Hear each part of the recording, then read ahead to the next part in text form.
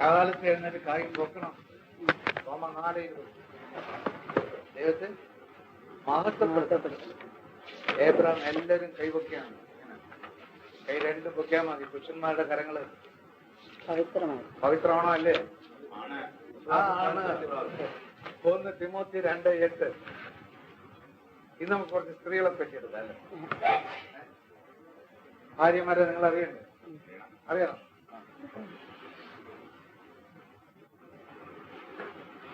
ഞാൻ പ്രാർത്ഥിച്ചു വന്നപ്പോ അങ്ങനെ കിട്ടിയത്. ഇത് കൈപ്പൊക്കി നമ്മൾ സ്തുതിച്ചില്ലെങ്കിൽ എങ്ങോട്ട് പോകും? വീണ്ടും ജഡത്തിൽ. റോമ 1:21. അതുകൊണ്ടാണ് പലരും ഈ കൈപ്പൊക്കാൻ സാധിക്കാത്തത്. കാരണം ആ പാപത്തിന്റെ ബന്ധനം അവിടെ കിടക്കുകയാണ്. നമ്മൾ ഇസക്കേല് 24-ാം അധ്യായത്തിൽ 9 തൊട്ട് 14 വനത്തില് അവസാനം കിടക്കുന്നത് ഭോഗശക്തിയായി. അത് വിട്ടുപോകാനായിട്ട് പ്രാവായിട്ട് ഇങ്ങനെ വന്നുകൊണ്ടിരിക്കും. കണ്ടിന്യൂസ് ഉണ്ടാവും. ആദ്യം യെശയ്യാ പ്രവാചകൻ 1:22 തൊട്ട് 25 വചനത്തില് വായിച്ചു 21. നമ്മൾ ഈ വചനം കേട്ട് വന്നാലേ നിങ്ങൾ ഈശ്വരോട്ട്. എന്തിനാ ഈ 10-300 വചനമൊക്കെ തരണം? 3 വചനം കൊണ്ട് കളിക്കാം അല്ലേ? ജ്ഞാനമേ കളി. ബുദ്ധിയിലാണ് അതെല്ലാം.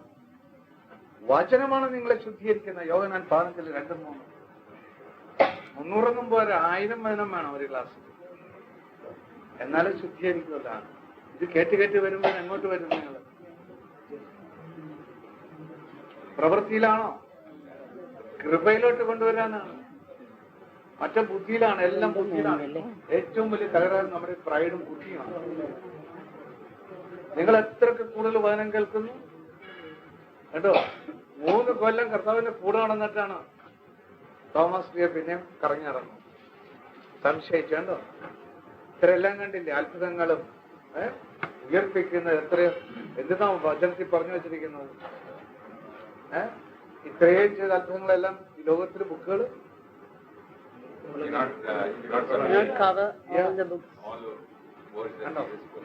കർത്താവ് നമ്മിൽ കൂടി പ്രവർത്തിച്ച എല്ലാം എഴുതി വെക്കാനില്ല. എന്ന് മാത്രം ഉണ്ടാവും. ഇന്നലെ തന്നെ ഒറ്റ പുസ്തകം എഴുതി വെച്ചാലും മതിയല്ലോ. കണ്ടോ? ഇന്നലെ കണ്ടോ? എല്ലാം കഴിഞ്ഞു. മൈക്കൽ മാലാഖ വിളിക്കാൻ പറഞ്ഞപ്പോ വിളിക്കാൻ കഴിയില്ല. മൈക്കൽ മാലാഖെ വിളിപ്പിക്കല. എന്താണ്? ദാനിയേൽ 12:1 എന്നാണ് പ്രിൻസാണ് കേട്ടോ. ദാനിയേൽ 12:1 മൈക്കൽ മാലാഖ എല്ലാത്തിന്റെ വെട്ടറാളാണ്. അക്കാലത്ത് നിന്റെ ജനത്തിന്റെ ചുമതല വഹിക്കുന്ന മഹാപ്രഭുവായ മിഖായേൽ എഴുന്നേൽക്കും. കേട്ടോ? മിഖായേൽ വന്നു കഴിഞ്ഞു. അതുകൊണ്ടാണ് മൈക്കലെന്ന് വിളിക്കാൻ സാധിക്കില്ല. വിളിച്ചാൽ ആ നിമിഷത്തില് അരുവി പോവും, വിട്ടുപോകും. നോക്കിയില്ലേ? മാതാവിന്റെ പടം കാണിച്ചവൻ നോക്കുക ഇല്ല. അതാണ് ഉൽപ്പത്തി 3:15 മാതാവിന്റെ കാര്യം വരുമ്പോ ഇതൊക്കെ ആത്മീയ രഹസ്യങ്ങളാണ്. മറ്റവർക്ക് പിശാചിതെന്ന് പറഞ്ഞ് നടക്കുന്നവർക്ക് എവിടെ നോക്കണേതെന്നും അറിയണം. എല്ലാം കൃപകളിലാണ്. അതുകൊണ്ടാണ് നിങ്ങൾ കൃപകളിൽ വരണം. ഒരു ദിവസം 1000 വചനം കേൾക്കണം. എന്നാലേ ഈശോയിൽ വരുവുള്ളൂ. ഇത്ര ശക്തിയായിട്ട്. അല്ലെങ്കിൽ ഇങ്ങനെ നടക്കാം. തിന്നും കുടിച്ചും. ഞാൻ എത്ര കൊല്ലമായെന്ന് ചോദിച്ചാൽ എന്ത് പറയാം? 25 കൊല്ലമായി ഞാൻ കരിസ്മാറ്റിക്കിൽ വന്നത്.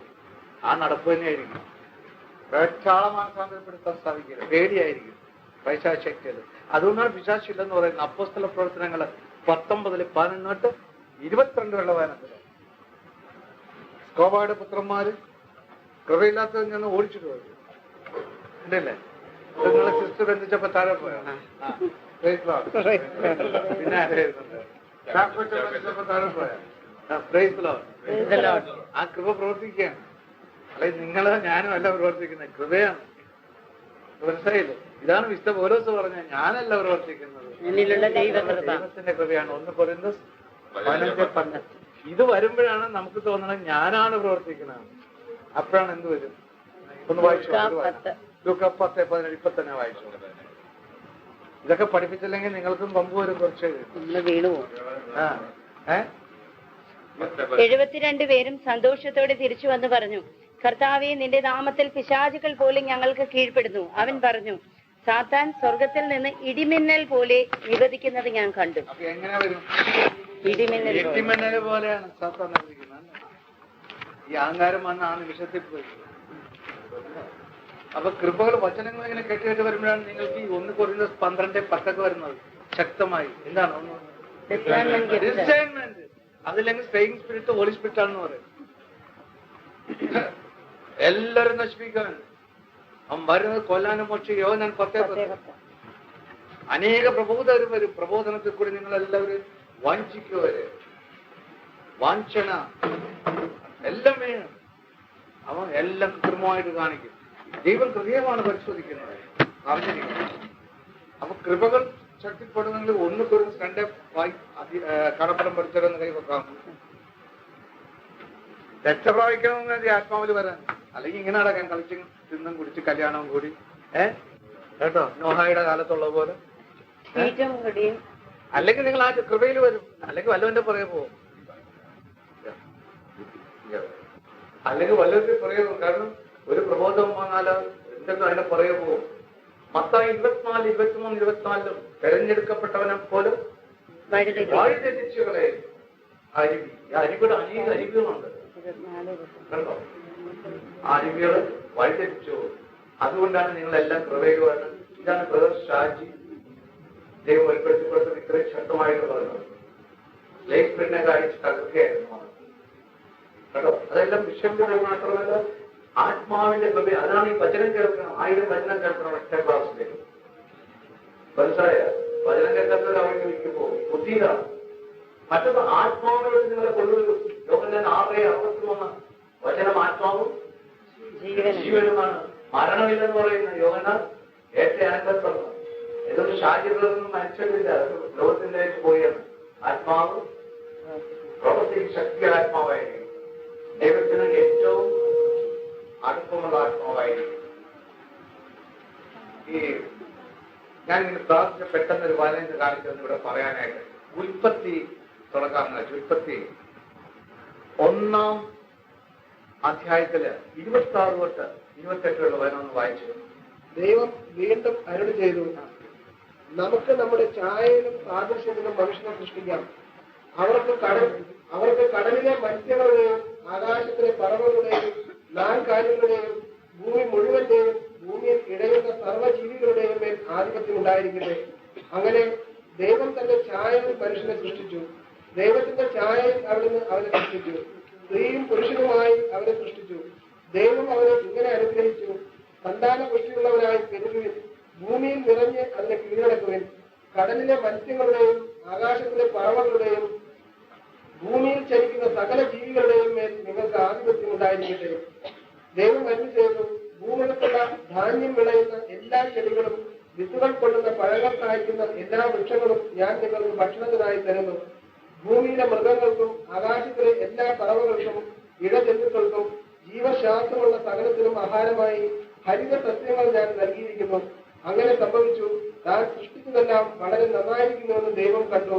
സന്ധ്യയായി, പ്രഭാതമായി, 6-ാം ദിവസം. ദൈവം തന്റെ ആ 26, 27 വായിക്കും. ദൈവം തന്റെ സാദൃശ്യത്തിലും ഛായയിലും മനുഷ്യനെ സൃഷ്ടിച്ചു. മനുഷ്യന്റെ ഛായ ഏതാണ്? ദൈവം. കണ്ടോ, ഈശോ ആരാണ്? ദൈവപുത്രൻ. മെൽക്കിസെദെക്കാരാണ് ദൈവത്തിന്റെ മഹാപുരൻ. അവർ രണ്ടുപേരും ഒരേ ഛായയിലാണ്, സദൃശ്യം. ദൈവത്തിന്റെ ഛായയിലാണ് പുരുഷനെ സൃഷ്ടിച്ചത്. കണ്ടോ, അപ്പൊ ഛായ ആരുടെയാണ്? സദൃശ്യം ദൈവത്തിന്റെയാണ്. അപ്പൊ മെൽക്കിസെദെക്കും ഈശോ എല്ലാം ഒരുപോലെയാണ് സാദൃശ്യത്തില്. അതാണ് ഞാൻ കാണുന്നത്. എവിടെയാണ്? എബ്രായർ 7:9 വചനത്തില് സാദൃശ്യം കണ്ട് ഒരുപോലെ ഇരിക്കുന്ന രണ്ടുപേരും. മെൽക്കിസെദെക്കിന് ഫാദറുണ്ട്, അപ്പനുണ്ടോ? ഇല്ല. വല്ല വംശമുണ്ടോ? മരണമുണ്ടോ? ഇല്ല. ഉണ്ടോ? ഇത് എങ്ങനെ മെൽക്കിസെദെക്കിനെ നിങ്ങൾ കണ്ണുകൊണ്ട് വിശ്വസിക്കണം? ഇതെല്ലാം ആത്മാവിന് ശക്തി പ്രാപിക്കുമ്പോഴാണ് ഇതെല്ലാം ദൈവം വെളിപ്പെടുത്തി തരുന്നത്. കണ്ടോ, വെളിപ്പെടുത്തി തരുന്നത്. അതുകൊണ്ട് ആത്മാവിന്റെ ശക്തിയിലാണ്. അതുകൊണ്ടാണ് ഈ ആത്മാവിന്റെ ശക്തി വരുമ്പോഴാണ് ഈ ഡിസേണിംഗ് സ്പിരിറ്റ് വളരെ ശക്തി പ്രാപിക്കുന്നത്. അപ്പോഴാണ് ഈ കൃപകൾ പ്രവർത്തിക്കുന്നത്. ഗഞ്ചിച്ചാൽ അഭ്യന്തരം ഏൽക്കുന്നത് കർത്താവാണ് പ്രവർത്തിക്കുന്ന. മാലാഖമാരെ അയച്ച് തോന്നിട്ട് 3:17 മാലാഖമാരെ, ആ മാലാഖ പ്രധാന മാലാഖ പ്രവർത്തിക്കാൻ വരുന്നത് നിഖേൽ മാലാഖയാണ് തട്ടുന്നത്. പക്ഷെ ബന്ധിക്കാൻ വരുന്നത് മാലാഖ. മാലാഖ സമൂഹമാണത്. ഇതാണ് ഈശോ പറഞ്ഞത്. എനിക്ക് എത്ര സമൂഹം ഉണ്ടെന്ന് ഞാൻ വിളിച്ചാൽ 12 വ്യൂഹം എന്നൊക്കെ പറയുന്നത്. അതുപോലെ ഈ കൃപ വന്നു കഴിഞ്ഞാല് മർക്കോസ് സംഘം ലഗ്യോൺ. മറ്റുള്ളവരെയാണ് ലഗ്യോൺ എന്ന് പറഞ്ഞാൽ അതൊന്നും ഇല്ലെന്ന് പറയും. ലഗ്യോണും 6000 ഒരു കൂട്ടം, ഒരു ലഗ്യോൺ. അതാണ് നമ്മൾ യേശുവിന്റെ നാമം പറയുമ്പോൾ അവനിങ്ങനെ അടിക്കനാണ് തലയിൽ. ഓരോ പ്രാവശ്യം പോകുന്നത് 6000 പേര്. പിന്നെ എന്തുകൊണ്ട് വീണ്ടും മടങ്ങി വരും? ഉപവാസവും പ്രാർത്ഥനയും വേണം. മാർക്കോസ് 9:29. അതില്ലാത്തതുകൊണ്ടാണ് അവർക്കുമില്ല, അവർക്ക് മധ്യസ്ഥപ്പാക്കുന്ന കാര്യമില്ല, ഒന്നുമില്ല. അവൻ വീണ്ടും മടങ്ങി വന്ന നമ്മുടെ ഗ്രൂപ്പിന്റെ ഒരായ്മയാണ്. കാരണം നമ്മളത്ര ശക്തിയായിട്ട് പ്രാർത്ഥിക്കുന്നില്ല അവർക്ക് വേണ്ടി. കണ്ടോ, എല്ലാവരും സ്വന്തം കാര്യമാണ്. ഫിലിപ്പിയർ 2:21 കല്യാണം സദ്യയും. ഈശോയുടെ കാര്യത്തിൽ കൊടുക്കാൻ ആരുമില്ല, വരാനും സാധിക്കാനും. ആ ഉപമ എവിടെയാണ്? ലൂക്കായുടെ സുവിശേഷത്തിലൂടെ 14-ാം അധ്യായത്തില് വിളിച്ചപ്പോ ഒരാൾ പറഞ്ഞു എനിക്ക് സദ്യക്ക് വിളിച്ചു. എവിടെയാണ് വായിച്ചോ? 14-15-21 വരെ. അവരോടുകൂടി ഭക്ഷണത്തിലിരുന്നവരിൽ ഒരുവൻ ഇത് കേട്ടിട്ട് അവനോട് പറഞ്ഞു, ദൈവരാജ്യത്തിൽ അപ്പം ഭക്ഷിക്കുന്നവൻ ഭാഗ്യവാൻ. അപ്പോൾ യേശു അവനോട് പറഞ്ഞു, ഒരുവൻ ഒരിക്കലും ഒരു വലിയ സദ്യ ഒരുക്കി വളരെ പേരെ ക്ഷണിക്കുകയും ചെയ്തു. സദ്യക്ക് സമയമായപ്പോൾ അവൻ ദാസനെ അയച്ച് ക്ഷണിക്കപ്പെട്ടവരെ അറിയിച്ചു, വരുവിൻ, എല്ലാം തയ്യാറായിരിക്കുന്നു. എന്നാൽ അവരെല്ലാവരും ഒന്നുപോലെ ഒഴിവ് പറയാൻ തുടങ്ങി. ഒന്നാമൻ പറഞ്ഞു, ഞാനൊരു വയൽ വാങ്ങി അത് പോയി കാണേണ്ടിയിരിക്കുന്നു.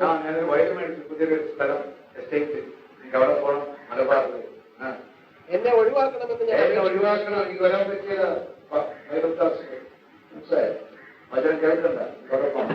ഞാൻ മറ്റൊരുവൻ പറഞ്ഞു, ഞാൻ 5 ജോഡി കാളകളെ വാങ്ങി അവയെ പരീക്ഷിച്ചു നോക്കാൻ പോകുന്നു. എനിക്ക് ഒഴിവ് തരണം എന്ന് അപേക്ഷിക്കുന്നു. അയാൾക്കും വേണം ഒഴിവ്. കാരണം അയാൾക്ക് പോണവിടെ ഇവിടെ വന്ന് വചനം കേൾക്കും. അത് 300 വചനമൊക്കെയാണ് കൊടുക്കുന്നത്. അതൊന്നും കിട്ടിയില്ല, ഇഷ്ടമുണ്ടായില്ല. മൂന്നാമതൊരുവൻ പറഞ്ഞു, എന്റെ വിവാഹം കഴിഞ്ഞതേ ഉള്ളൂ.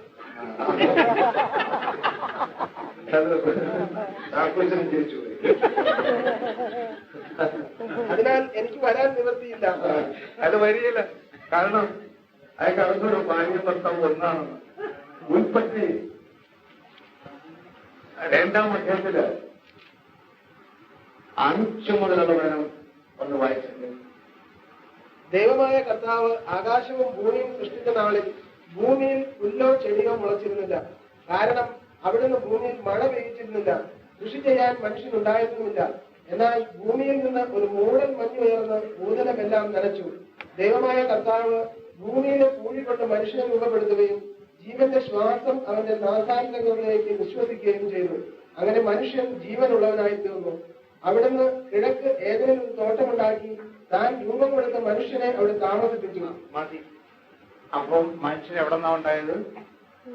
ഭൂമിയിൽ നിന്ന്. ജീവൻ ശ്വാസം പശുത്താഴി ദൈവത്തിന്റെ ആത്മാവിന്റെ ശക്തിയാണത്. ഇതാണ് 31:2 തരംഗമുണ്ടായിരുന്നു. തരംഗങ്ങള്, വെള്ളത്തിന്റെ മീതെ തരംഗം.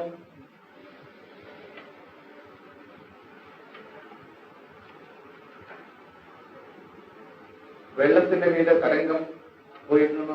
അതാണ് ദൈവചൈതന്യം ചലിച്ചിരുന്നു എന്ന് പറയുന്നത്. അപ്പം ഈ ശ്വാസം യോഹന്നാൻ സുവിശേഷം 20:19-22 വരെ വനത്തിലാണ്. ജീസസ് എന്ത് ചെയ്തു? ശിഷ്യന്മാരത്